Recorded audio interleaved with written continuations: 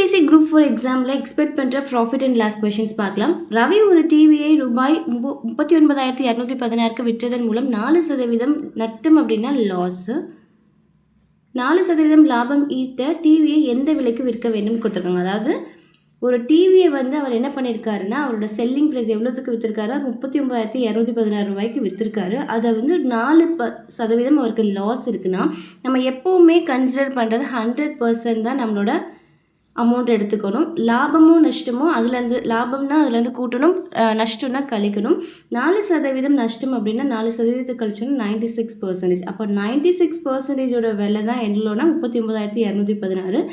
4% அவர் லாபத்துக்கு விற்கணும் அப்படின்னா அவர் எவ்வளோ இதுக்கு வந்து விற்றுருக்கணும் அப்படின்னா, இப்போ 39,216 அப்படின்றது அவர் லாஸ்ட்டில் 96% விற்றுருக்கார். ஓகேவா? அப்போ நமக்கு 4% லாபம் வேணுமா? 4% லாபம் வேணும் அப்படின்னா நம்ம 104% என்ன பண்ணியிருக்கணும்?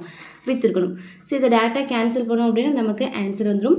ஸோ இந்த 96,104 என்ன ஆகும் அப்படின்னா 4வது டேபிளில் கேன்சல் ஆகும். 2 4 8 16, 2 8 மிச்சம் வந்து 24. So 12 and 13 and 39216 into 13 divided by 12. So இந்த 12 இங்கே கேன்சல் பண்ணலாம். 3 12 36, மிச்சம் 3 32, 2 12 24, 8. ஸோ 81 அப்படின்னும் போது 81ல் எத்தனை 12 இருக்குது? 12 7s, 12 6. ஸோ 12 6 72, ரிமைனிங் வந்து நமக்கு 9 வரும். 96 அப்படின்னா 12 8s நமக்கு வந்து 96.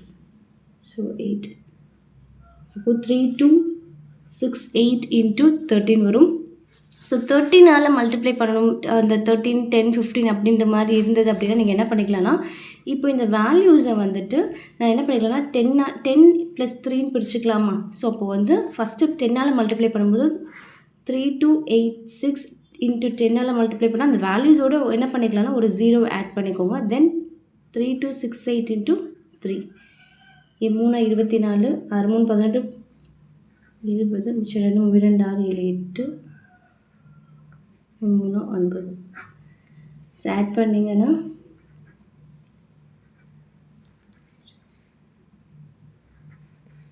So 42484 answer.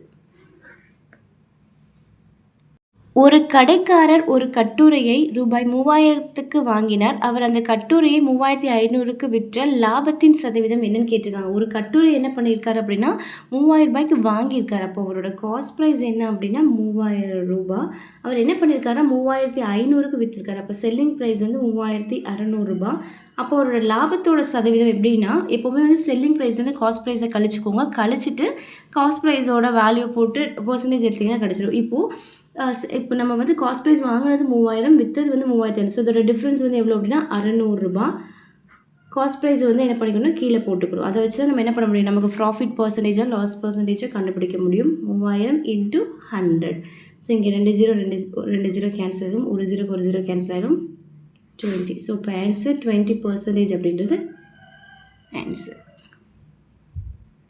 ஒரு கடைக்காரர் தனது பொருட்களுக்கு 25% தள்ளுபடியை அனுமதித்த பிறகும் 10% லாபம் ஈட்டுகிற வகையில் விலையை குறைக்கிறார். ரூபாய் 8400க்கு வாங்கப்பட்ட பொருளின் குறிக்கப்பட்ட விலை என்னன்னு கேட்குறாங்க. அதாவது ஒரு கடைக்காரர் வந்து அவரோட பொருளுக்கு 25% வந்து தள்ளுபடி கொடுத்துருக்காரு.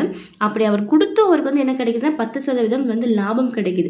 அவர் வாங்கின விலை வந்து 8400. ஸோ நான் வாங்கின விலை தான் என்னோட காஸ்ட் ப்ரைஸ். நான் 8400 ரூபாய்க்கு ஒரு பொருளை வாங்கி 25% நான் டிஸ்கவுண்ட் கொடுக்குறேன். டிஸ்கவுண்ட் கொடுத்தாலும் எனக்கு என்ன கிடைக்குதுன்னா 10% ப்ராஃபிட் கிடைக்குது. ஸோ அப்போது காஸ்ட் ப்ரைஸ் 8400 ரூபாய். மார்க்கெட் ப்ரைஸ் ஒன்று இருக்குது, செல்லிங் ப்ரைஸ் ஒன்று இருக்குது. அப்போது என்னோடய செல்லிங் ப்ரைஸ் அப்படின்னா எனக்கு வந்து இது காஸ்ட் ப்ரைஸ்ன்றது என்ன கொடுத்துருக்காங்க? 8400 கொடுத்துருக்காங்க. ஸோ வந்து நமக்கு என்ன கொடுத்துருக்காங்கன்னா 10% லாபம் ஈட்டுறேன்னா, அதாவது 25% டிஸ்கவுண்ட் கொடுத்தோம். அப்போது நான் செல்லிங் ப்ரைஸ்லேருந்து என்ன பண்ணுறேன் அப்படின்னா 25% டிஸ்கவுண்ட் கொடுக்குறேன். அப்படின்னாலும் எனக்கு என்ன கிடைக்குதுன்னா எனக்கு 10% வந்து எனக்கு வந்து லாபம் கிடைக்குது. அப்போது நான் காஸ்ட் ப்ரைஸ் 100%, எப்பவுமே காஸ்ட் ப்ரைஸ் 100% கன்சிடர் பண்ணிக்கணும். அப்போ ப்ராஃபிட் எனக்கு என்ன அப்படின்னா 10%. அப்போ வந்து எனக்கு செல்லிங் ப்ரைஸ் எவ்வளோ பர்சன்டேஜாக இருக்குன்னா 110% இருக்கும். இப்போது நம்ம எப்படி கால்குலேட் பண்ணுறதா, நமக்கு காஸ்ட் ப்ரைஸ் அப்படின்றது வந்து என்னென்னா 8400. நமக்கு வந்து செல்லிங் ப்ரைஸோட இது வந்து 100%. அப்போ நமக்கு 110% கண்டுபிடிச்சிங்கன்னா உங்களுக்கு செல்லிங் ப்ரைஸ் கண்டுபிடிச்சலாமா? ஸோ 110% எப்படி கண்டுபிடிக்கிறது? ஃபஸ்ட்டு 10% என்னென்னு கண்டுபிடிச்சிக்கோங்க. நமக்கு 100% அப்படின்றது 8400, 10% அப்படின்னா 840. அப்போது 800 நமக்கு தேவை 110%. அப்போ இதை ஆட் பண்ணிக்கோங்க. 0, 4, 8, 4, 12 மிச்சம் ஒன்று 9240. அப்போ என்னோடய செல்லிங் ப்ரைஸ் அப்படின்றது எனக்கு 9240. இந்த செல்லிங் ப்ரைஸ்லேருந்து என்ன பண்ணுறாங்க அப்படின்னா 25% நமக்கு வந்து ப்ராஃபிட், அது சாரி 25% நமக்கு டிஸ்கவுண்ட் கொடுக்குறாங்க அப்போது மார்க்கெட் ப்ரைஸில். அப்போ மார்க்கெட் ப்ரைஸ் அப்படின்றதோட டிஸ்கவுண்ட்டோட வேல்யூ என்ன அப்படின்னா நமக்கு 25%. 25% எப்படி கன்சிடர் பண்ணிக்கலாம்னா 1/4ன்னு கன்சிடர் பண்ணிக்கலாம். அதாவது ஒவ்வொரு 4 ரூபாய்க்கும் நான் என்ன பண்ணுறேன்னா டிஸ்கவுண்ட்னா கழிக்கணும், 1 ரூபாய் வந்து கழிக்கிறேன். அப்போ 3/4 இருக்கும். இந்த 3/4ல் இப்போ இது கீழே உள்ளது மார்க்கெட் ப்ரைஸ். ஒவ்வொரு மார்க்கெட் ப்ரைஸை பொறுத்து தான் நமக்கு என்ன பண்ணுறோம், செல்லிங் ப்ரைஸை ஃபிக்ஸ் பண்ணுறோம். அப்போ நமக்கு ஆல்ரெடி செல்லிங் ப்ரைஸோட ரேட் தெரியுமா, 9240. அப்போ 3 பார்ட் அப்படின்றது நமக்கு 9240னா ஒரு பார்ட் கண்டுபிடிச்சிக்கோங்க. ஸோ 9240 இங்கே டேரெக்டாகவே 3ஆல் கேன்சல் பண்ணிக்கலாம், இல்லை இங்கே 3 போட்டு கேன்சல் பண்ணிக்கோங்க. 3 9